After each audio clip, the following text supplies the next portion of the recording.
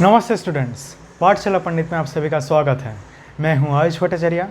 आज हम देखेंगे कि रिफ्लेक्सिव रिलेशंस क्या होते हैं। ठीक है, टॉपिक लिख देते हैं आज का।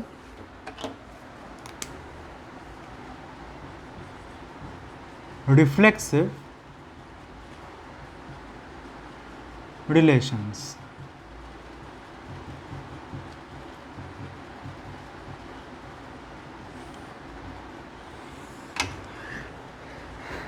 तो अब देखो, हमने अब तक देखा है कि कोई एक सेट है, ठीक है, कोई भी एक सेट है। सोचो सेट ए ले लिया मैंने, उसमें कुछ एलिमेंट्स हैं, तो हम इस पर ही एक रिलेशन बना सकते हैं। ठीक है, जहाँ पर वो जो रिलेशन है वो एक सबसेट होगा ए क्रॉस ए का। करेक्ट, एक रिलेशन इस पर एक सेट पर ही बना सकते हैं। Relation R on set A कर सकते हैं हम, और ऐसे बहुत सारे रिलेशंस बन सकते हैं। करेक्ट, ऐसे बहुत सारे रिलेशंस बन सकते हैं, R1, R2, R3, ऐसे बहुत सारे रिलेशंस बन सकते हैं। पर कुछ कुछ रिलेशंस होते हैं, कुछ कुछ ऐसे रिश्ते होते हैं, बहुत ख़ास होते हैं। ठीक है, बहुत ख़ास, जैसे कि रिफ्लेक्सिव रिलेशंस, ये एक बहुत ख़ास रिश्ता है। ओके, बहुत स्पेशल रिलेशन है। कैसा रिलेशन है वो अब हम देखेंगे। ठीक है, ऐसे बहुत अलग अलग प्रकार के स्पेशल रिलेशंस होते हैं, जैसे कि सिमेट्रिक भी एक स्पेशल रिलेशन है, फिर ट्रांजिटिव भी एक स्पेशल रिलेशन है, होते हैं ऐसे। ठीक है, तब हम देखेंगे इस वीडियो में कि रिफ्लेक्सिव रिलेशंस कैसे होते हैं। तो एक डेफिनेशन देख लेते हैं। ठीक है, पहले जो प्रॉपर एकदम प्रॉपर डेफिनेशन है वो हम देख लेंगे, फिर एग्जांपल्स देखते रहेंगे। ओके, तो जो प्रॉपर डेफिनेशन है वो है set or wait, a relation R on a set A, a relation R on set A is called reflexive,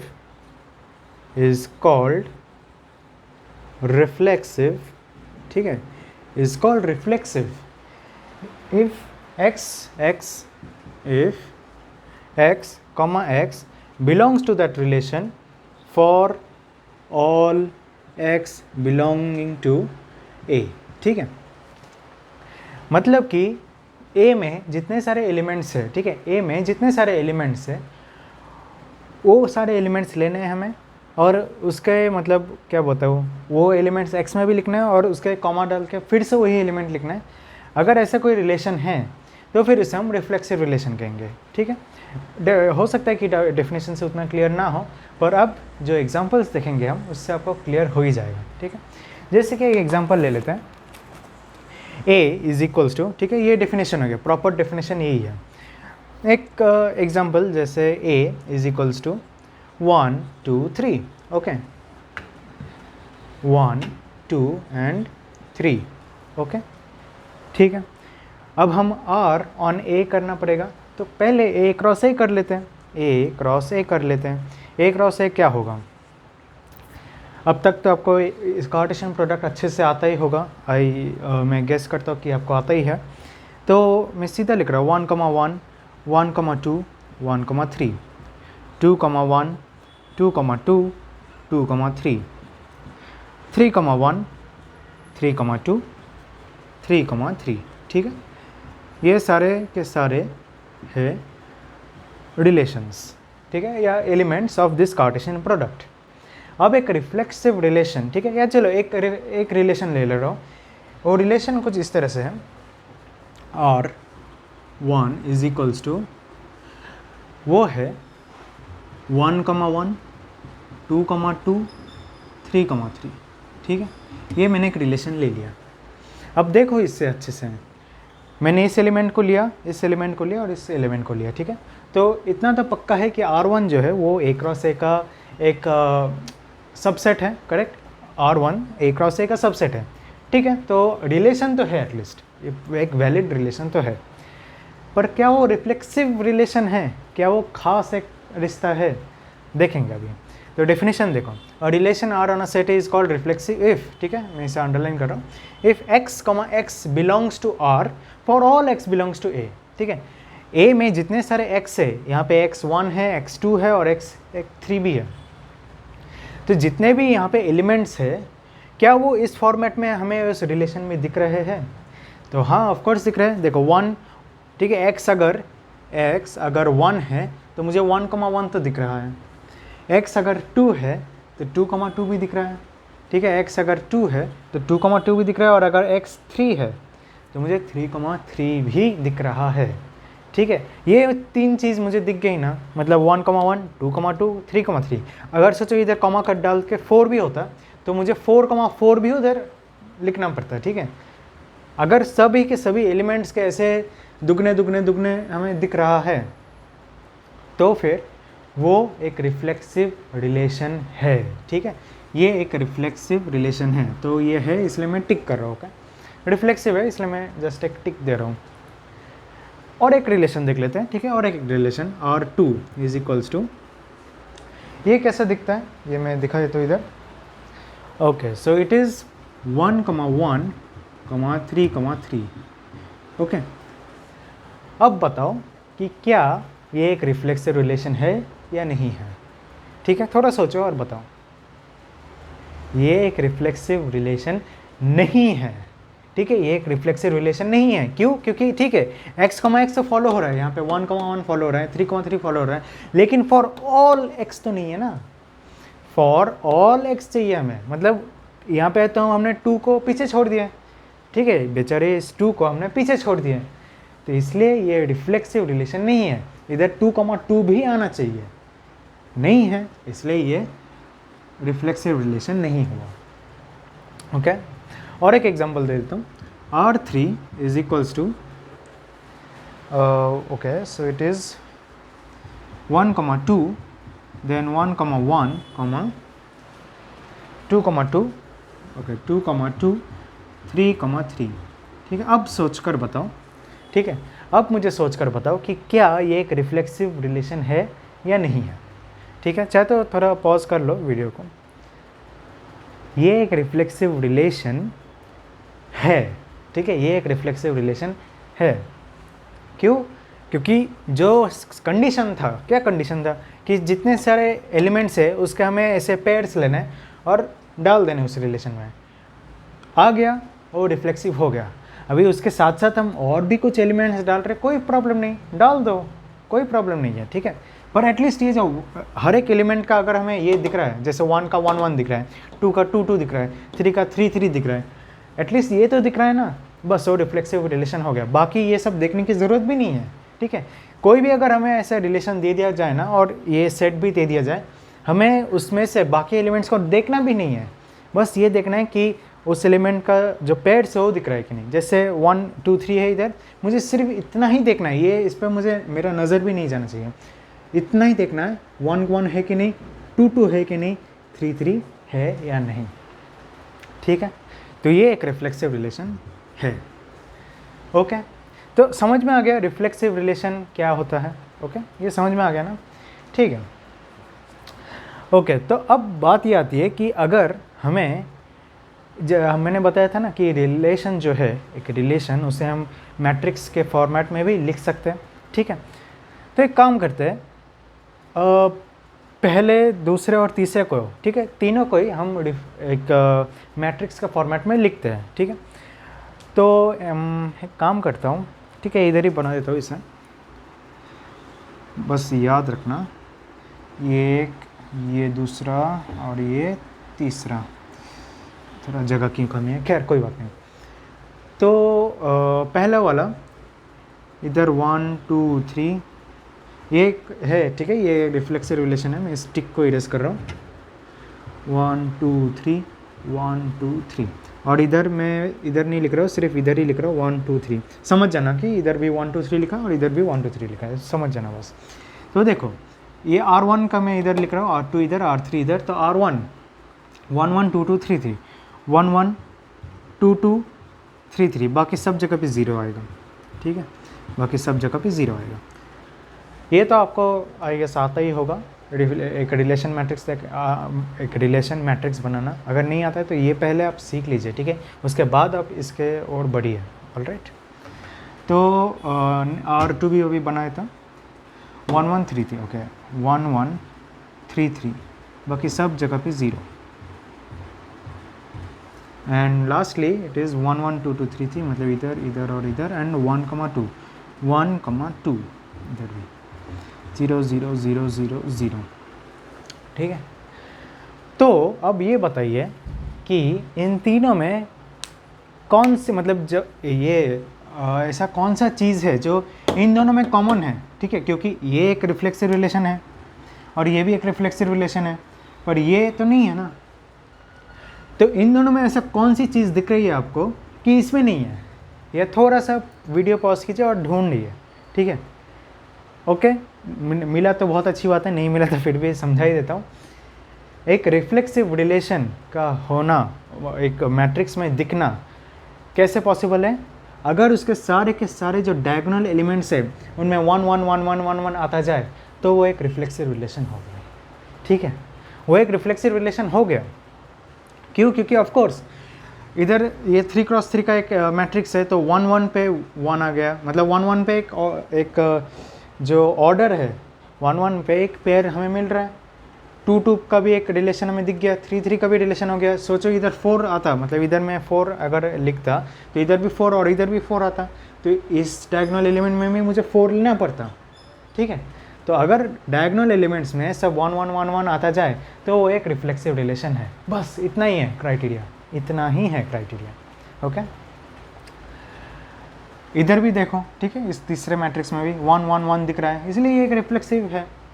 पर बीच वाले में वो 1 1 1 1 कंटिन्यू नहीं हो रहा है, बीच में एक 0 आ रहा है, इसीलिए वो एक रिफ्लेक्सिव मैट्रिक्स नहीं बन पाया। ठीक है, बस इतना ही है।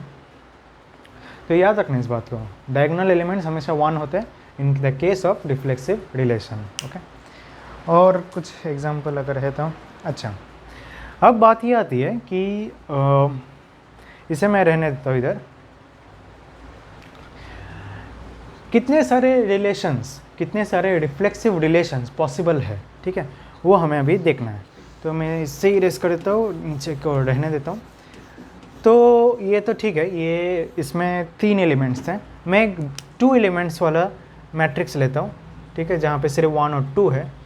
और इसका मैं अगर A क्रॉस A करूँ, A क्रॉस A अगर करूँ तो क्या आएगा? 1, 1, 1, 2, 2, 1, 2, 2, करेक्ट, यही आएगा। ठीक है, अब अगर मैं इसका एक रिफ्लेक्सिव, इसका और इसका एक रिफ्लेक्सिव रिलेशन बनाऊं तो कैसा दिखेगा वो? चलो देख लेते हैं। तो देखो, इसमें अगर मैं एक रिफ्लेक्सिव रिलेशन बनाऊं, अगर मैं इसका एक रिफ्लेक्सिव रिलेशन बनाऊं तो वो कुछ इस तरह से दिखेगा, 1, 1 एंड 2, 2। ठीक है, वो कुछ इस तरह से दिखेगा। ठीक है, मतलब कि क्या है कि एटलीस्ट ये दोनों एलिमेंट्स तो रहेंगे ही, श्योर, ये दोनों एलिमेंट्स तो रहेंगे, 1, 1 और 2, 2, ये दो जो एलिमेंट्स है ये रहेंगे। बस इसमें ये रिफ्लेक्सिव हो गया। अब हम इस पर कुछ ऐड भी कर सकते हैं, चाहे तो 1, 2 भी अगर मैंने इधर ऐड कर दिया तो भी वो रिफ्लेक्सिव रहेगा, 2, 1 को मैंने ऐड कर दिया तो भी वो रिफ्लेक्सिव रहेगा, दोनों का ऐड कर दिया तो भी रिफ्लेक्सिव रहेगा, कुछ भी ऐड नहीं किया तो भी रिफ्लेक्सिव रहेगा। करेक्ट हुआ ना? तो फिर ऐसे कितने सारे पॉसिबल हैं? तो इसका मतलब क्या हुआ कि जो बचे कुचे है एलिमेंट्स, ठीक है, बचे कुचे जो एलिमेंट्स है वो कौन से हैं? 1, 2, 2, 1। ठीक है, हमें ये जो सेट है, ये जो सेट मिला है, हमें इसका पावर सेट बनाना है। ठीक है, बस देखो एक बार, हमें इसका पावर सेट बनाना है। तो कैसे बनेगा? एक बनेगा 5, दूसरा बनेगा 1, 2, तीसरा बनेगा 2, 1। ठीक है, ये एक्चुअली इस तरह से है। ओके, हमें इसके छोटे छोटे सबसेट्स बनाना है। एक्चुअली हमें इस पूरे जो सेट है, मैंने बचे कुछ एलिमेंट्स को एक सेट में डाल दिया और उसके मैं अभी छोटे छोटे सबसेट्स बना रहा हूँ। तो एक सबसेट तो ये हुआ, दूसरा ये हुआ, ये तीसरा हुआ, और चौथा सबसेट तो ये खुद हो गया, 1, 2, 2, 1। ठीक है, ये हो गया इसका सबसेट्स। ओके, एक बड़ा आएगा। तो इसमें कितने सारे एलिमेंट्स हैं? ठीक है, इसमें कितने सारे एलिमेंट्स हैं? इसमें 4 एलिमेंट्स हैं। क्यों? क्योंकि ऑफ कोर्स 2 एलिमेंट्स, तो पावर सेट में इधर 2 एलिमेंट्स है तो इधर पावर सेट में 2⁻² = 4 एलिमेंट्स आएंगे ऑफ कोर्स। तो इन 4 एलिमेंट्स में से कोई भी एक एलिमेंट मैं इधर लगा सकता हूँ। ठीक है, तो अगर मैंने ये लगाया तो ये एक रिलेशन होगा, ये लगाया तो ये दूसरा रिलेशन होगा, ये लगाया तो तीसरा, ये लगा दिया मतलब इसके साथ ये अगर मैंने चिपका दिया, ठीक है, ये लिया मैंने और चिपका दिया, ये लिया मैंने चिपका दिया, तो इस तरह से मैं ऐसे 4 अलग अलग रिफ्लेक्सिव रिलेशंस बना सकता हूँ। करेक्ट, इस तरह से मैं ऐसे 4 रिफ्लेक्सिव रिलेशंस बना सकता हूँ। तो अगर मैं ऐसे 4 रिफ्लेक्सिव रिलेशंस बना सकता हूँ तो उसका मतलब ये जो सेट है वो कैसे डिपेंड करेगा, बचे कुछ एलिमेंट्स लो और उसका पावर सेट बना दो, जितने सारे एलिमेंट्स रहेंगे उस पावर सेट में उतने सारे रिफ्लेक्सिव रिलेशंस बन सकते हैं। करेक्ट।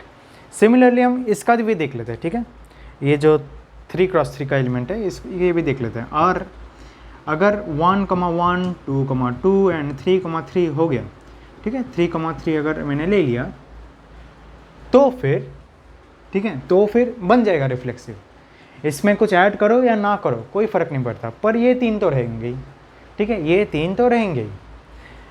तो अब क्या बचा रहा मैं चाहे तो जो जितने सारे एलिमेंट्स है वो सारे नहीं लिख रहा अभी, ठीक है, वो सारे नहीं लिख रहा, पर कितने नंबर ऑफ़ एलिमेंट्स अभी बचे रहे, कितने नंबर ऑफ़ एलिमेंट्स बचे रहे। ऑफ कोर्स तो इधर 9 एलिमेंट्स है इसमें टोटल और इधर 3 है, तो हमें इस 9 में से इन 3 एलिमेंट्स को हटा देना है। बचे कुछ कितने एलिमेंट्स रहे, 6 एलिमेंट्स रहे, तो 6 एलिमेंट्स इधर रहे। देखो इधर क्या था, इधर 2 एलिमेंट्स इधर लग रहे थे कंपलसरी, बचे कुछ 2 एलिमेंट्स है, 2 एलिमेंट्स का हमने पावर सेट बना दिया तो 4 आ गया।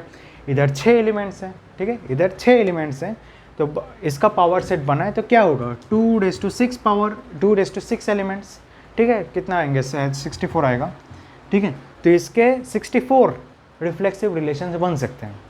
ओके, इसके 64 रिफ्लेक्सिव रिलेशंस बन सकते हैं। तो एट लास्ट हो क्या रहा है, कि इधर हमने क्या, अगर सोचो कोई n एलिमेंट्स है, ठीक है, कोई मैंने अलग सेट ले लिया जहाँ पे n एलिमेंट्स है, ठीक है, सोचो मैं इधर a का कार्डिनलिटी है n, जैसे a का इधर कार्डिनलिटी 2 है, इधर a का कार्डिनलिटी 2 है, इधर a का कार्डिनलिटी 3 है, वैसे a का कार्डिनलिटी अगर n हो गया, ठीक है, a का कार्डिनलिटी अगर n हो गया तो फिर a क्रॉस a का कार्डिनलिटी n स्क्वायर हो जाएगा। करेक्ट, जैसे कि इधर इसका कार्डिनलिटी 9 है, ठीक है, 9 हो गया, इसका कार्डिनलिटी 4 हो गया, a क्रॉस a इधर 4 हो गया, तो हमें n स्क्वायर एलिमेंट्स मिले। लेकिन जैसे कि इधर हमने इन 4 एलिमेंट्स में से 2 एलिमेंट्स हटा दिए थे, ठीक है, इधर 9 एलिमेंट्स में से हमने 3 एलिमेंट्स हटा दिए थे। तो अगर हमें चाहिए कि ऊपर लिखना क्या है, ठीक है, हमें अगर इधर पावर सेट में ऊपर लिखना क्या है तो हमें क्या लिखना पड़ेगा 2⁻n², ठीक है, 2⁻n², लेकिन ये टोटल हो गया ना, उसमें से हमें ये 3 इधर 2 एलिमेंट्स हटा देने थे, इधर 3 एलिमेंट्स हटा देना है। सिमिलरली हमें इधर से n एलिमेंट्स हटा देना है, ठीक है, हमें इधर से n एलिमेंट्स हटा देना है। फिर जो आंसर आएगा उतने नंबर ऑफ रिफ्लेक्सिव रिलेशंस बनेंगे, ठीक है। अगर आपको समझ में ना आए तो कोई बात नहीं, ऐसे पूछता नहीं है ये जनरली, पर फिर भी मैं एक लॉजिक समझा दे रहा हूँ। सोचिए आप ये फार्मूला भूल गए तो भी अगर आपको लॉजिक समझ में आ गया ऑटोमेटिकली आपके दिमाग में ये फार्मूला जनरेट हो जाएगा, ठीक है। चाहे तो मैं फिर से समझा देता हूँ। देखो इधर टोटल 4 एलिमेंट्स थे, 4 एलिमेंट्स से हमने 2 एलिमेंट्स हटा दिए थे। क्यों? क्योंकि इसमें 2 एलिमेंट्स हैं, ठीक है, इसमें 2 एलिमेंट्स है तो हम इसलिए हमने 4 में से 2 हटा दिए थे। इसमें 3 एलिमेंट्स हैं तो उसका जो a क्रॉस 1 किया तो 9 एलिमेंट्स बने, 9 में से हमने 3 एलिमेंट्स हटा दिए, ठीक है, 9 में से हमने 1 2 3 एलिमेंट्स हटा दिए, तो उतने नंबर ऑफ 2 उतना नंबर ऑफ रिफ्लेक्सिव रिलेशंस बन जाता है, ठीक है। इसे चाहे तो इस तरह से भी लिख सकते हो, इज टू 2n(n)-1, ठीक है, इस तरह से भी लिख सकते हैं, कोई प्रॉब्लम नहीं है। तो समझ में आया ना कि कितने number, these are the number of reflexive relations possible, ठीक है, इतने number of reflexive relations possible है, जहाँ पे n जो है वो जो मेन सेट है उसका कार्डिनलिटी बताता है। ओके, तो ये और एक था जो कितने नंबर ऑफ रिफ्लेक्सिव रिलेशंस बता सकते हैं। और भी देखते हो अगर कुछ है तो। ओके, तो रिफ्लेक्सिव तो समझ में आ गया। अब हम देखेंगे कि इररिफ्लेक्सिव, ठीक है, इररिफ्लेक्सिव रिलेशंस क्या होते हैं। ओके, तो देख लेते हैं एक बार। ओके, तो मैं इसे इरेज कर देता हूँ। जब तक मैं इसे इरेज करता हूँ तब तक आप एक काम कर सकते हैं, इस वीडियो को अगर पसंद आ रहा है तो इस वीडियो को एक लाइक कर दीजिए, और हाँ, सब्सक्राइब नहीं किया तो सबसे पहले वो सब्सक्राइब कर दीजिए। जितना ज़्यादा आप लाइक करेंगे, शेयर करेंगे, सब्सक्राइब करेंगे, उतने ज़्यादा स्टूडेंट्स तक ये वीडियो पहुँचेंगे और उनकी भी हेल्प होगी, ठीक है। तो चलिए मैं इसे इरेज कर देता हूँ।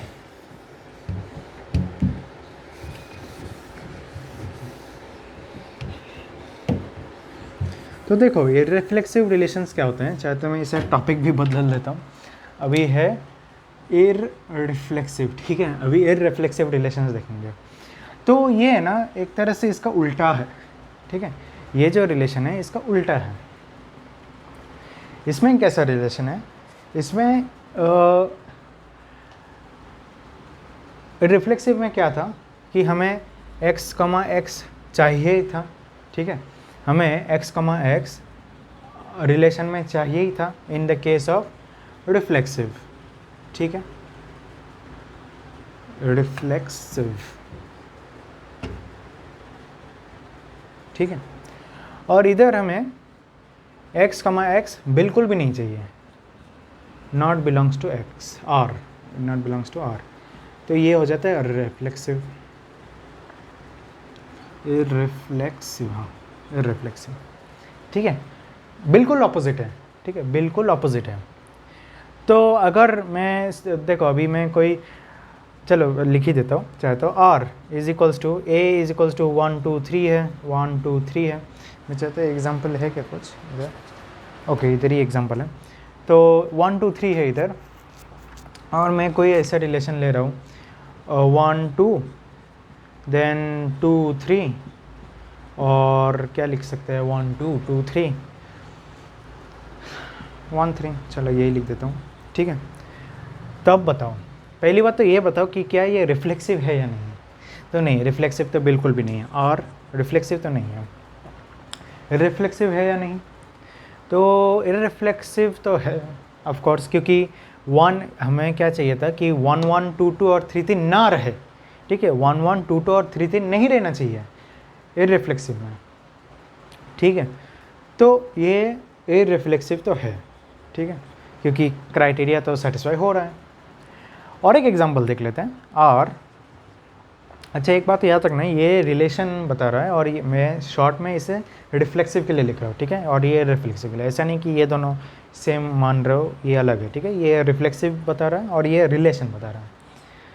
कोई और रिलेशन ले रहा हूँ, जैसे कि मैं ले रहा हूँ अभी क्या लूँ इसमें, चलो 1 1 2 2 3 3 1 3, ठीक है। अब बताओ, क्या ये रिफ्लेक्सिव है? हाँ, ये तो है रिफ्लेक्सिव, करेक्ट। क्या ये रिफ्लेक्सिव है? नहीं है रिफ्लेक्सिव, ठीक है, ये रिफ्लेक्सिव तो नहीं है। लेकिन और एक एग्जांपल देख लेते हैं। देखो, ये दोनों एग्जांपल देखकर ऐसा लग रहा होगा कि जब भी रिफ्लेक्सिव होगा तभी ये रिफ्लेक्सिव नहीं होगा, और जब भी रिफ्लेक्सिव नहीं होगा तभी रिफ्लेक्सिव होगा। पर देखो, जो पहला स्टेटमेंट है कि अगर रिफ्लेक्सिव है तो फिर इररिफ्लेक्सिव नहीं है, ये करेक्ट है, ठीक है। If reflexive then irreflexive is not possible, ठीक है, ये करेक्ट है। पर अब हम देखेंगे इफ इररिफ्लेक्सिव, इफ इररिफ्लेक्सिव, या इफ इररिफ्लेक्सिव नहीं, if it is not irreflexive, if it is not irreflexive, then it is reflexive। क्या ये स्टेटमेंट करेक्ट है? ये अब हम चेक करेंगे, पहली बात आप बताओ कि क्या होगा, इसका आंसर करेक्ट है या गलत है, देखते चलो। तो देखो, अगर मैं एक इस तरह का रिलेशन लूँ 1,1 2,2 1,3 तो अब बताओ, पहली बात तो देखते हैं रिफ्लेक्सिव है कि नहीं। तो ये रिफ्लेक्सिव नहीं है, करेक्ट, रिफ्लेक्सिव तो नहीं है।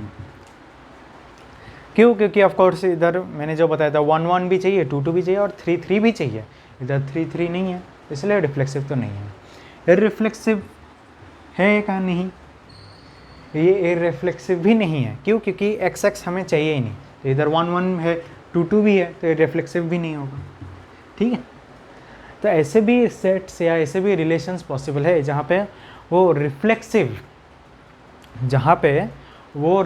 भी नहीं है, इररिफ्लेक्सिव भी नहीं है, ऐसे भी सेट्स पॉसिबल है। तो ये जो स्टेटमेंट है ना, if it is not irreflexive, ठीक है, अगर ये इररिफ्लेक्सिव नहीं है, जैसे कि इधर ये इररिफ्लेक्सिव नहीं है, देन इट इज़ रिफ्लेक्सिव, तो ये गलत स्टेटमेंट है। ठीक है, क्योंकि अगर ये इररिफ्लेक्सिव पे अगर क्रॉस आ रहा है तो रिफ्लेक्सिव पे तो टिक आना चाहिए था, पर हमने अच्छे से देख लिया कि रिफ्लेक्सिव पे भी क्रॉस आ रहा है और रिफ्लेक्सिव पे भी क्रॉस आ रहा है, तो ये जो स्टेटमेंट है ये गलत है। याद रखना, रिफ्लेक्सिव अगर है तो ऑफकोर्स इररिफ्लेक्सिव पॉसिबल नहीं है, लेकिन अगर वो इररिफ्लेक्सिव नहीं है, ठीक है, अगर वो इररिफ्लेक्सिव नहीं है, वो अगर हमने देख लिया कि नहीं इररिफ्लेक्सिव तो नहीं है, तो फिर ज़रूरी नहीं है कि वो रिफ्लेक्सिव हो जाएगा, वो भी हमें चेक करना पड़ेगा। ठीक है, वो भी हमें चेक करना पड़ेगा। तो समझ में आ गया? ठीक है, समझ में आ गया। अब लास्टली एक काम करते हैं, इसका मैट्रिक्स भी देख लेते हैं। ठीक है, इसका मैट्रिक्स देख लेते हैं, ये इसे मैं इरेज कर देता हूँ। रिफ्लेक्सिव का मैट्रिक्स पता है ना, वो डायगोनल में 1 1 1 आना चाहिए, इररिफ्लेक्सिव में मैट्रिक्स में 0 0 0 आ जाना चाहिए बस। ठीक है, 0 0 0 0 एंड तक 0 0 आना जाना चाहिए, बाकी इसमें कुछ भी रहे कोई फ़र्क नहीं पड़ता। ठीक है, तो समझ में आ गया? ओके, और ठीक है, चलेगा। चाहे तो मैं कुछ एग्जांपल्स देता हूँ, आपको पहचानना है कि वो रिफ्लेक्सिव और रिफ्लेक्सिविटी को फॉलो करता है या नहीं। ये 3 मैंने एग्जांपल ले लिए। ठीक है, तो इसमें बताइए, इसमें 1 1 1 ले लिया, इसमें 0 0 0 ले लिया और इसमें 1 0 1 ले लिया। ठीक है, बाकी एलिमेंट्स में कुछ भी भरा हुआ है। ठीक है, उसका हमें देखना भी नहीं है, वो सारे एलिमेंट्स कुछ भी लिखा हुआ है, इधर भी कुछ भी लिखा हुआ है। तो अब एक एक करके बताइए कि कौन सा रिफ्लेक्सिव होगा और कौन सा इररिफ्लेक्सिव होगा। करेक्ट, तो ये रिफ्लेक्सिव है और इररिफ्लेक्सिव नहीं है। ठीक है, क्योंकि वो इसी से ही पता चल जाता है। देन ये इररिफ्लेक्सिव, ठीक है, ये इररिफ्लेक्सिव है, ये इररिफ्लेक्सिव है, तो रिफ्लेक्सिव है क्या? नहीं, रिफ्लेक्सिव नहीं है। ठीक है, इररिफ्लेक्सिव नहीं है। और इधर ये इररिफ्लेक्सिव भी नहीं है, रिफ्लेक्सिव भी नहीं है। ठीक है, रिफ्लेक्सिव भी नहीं है। तो समझ में आ गया ये सारे के सारे। ठीक है, तो चलिए फिर इसमें इतना ही था रिफ्लेक्सिव और इररिफ्लेक्सिव में। तो आज के लिए इतना ही। अगर वीडियो अच्छा लगे तो प्लीज़ लाइक कीजिए, शेयर कीजिए अपने फ्रेंड्स के साथ और ज़रूर हमारे चैनल को सब्सक्राइब कीजिए। तो आज के लिए थैंक यू वेरी मच।